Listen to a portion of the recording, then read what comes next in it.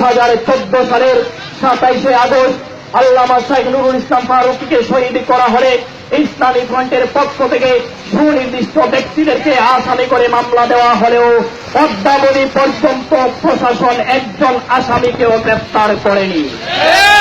এই সমস্ত জঙ্গিদেরকে গ্রেফতার না করার ফলশ্রুতিতে হলিয়ায় পিছনে জঙ্গি হামলা হয়েছে বলে আমরা বিশ্বাস করি।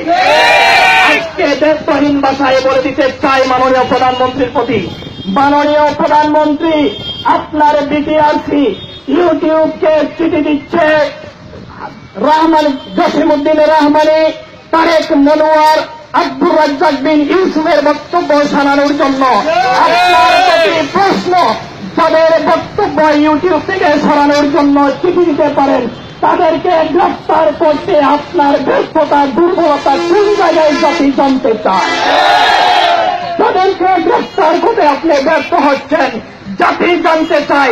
তাদেরকে ভয় পাচ্ছেন না, আপনি তাদেরকে সহযোগিতা দিচ্ছেন। আজকে আপনার বক্তব্য স্পষ্ট করতে হবে।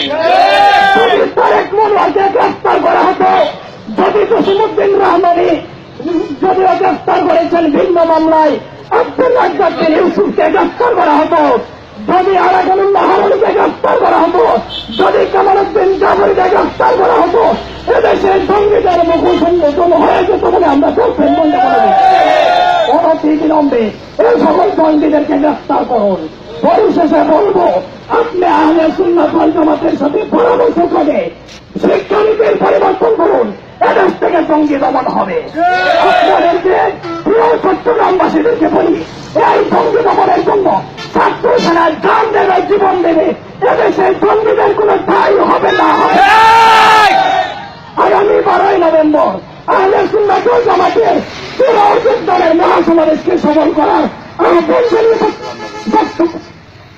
আহ্বান জানাচ্ছি। আজকের এই অভ্যাস টেকনাফ থেকে শুরু হয়েছে, তেতুলিয়া পর্যন্ত যাবে। সবাইকে ধন্যবাদ জানিয়ে বক্তব্য শেষ করছি। আসসালামু আলাইকুম ওয়া রাহমাতুল্লাহ।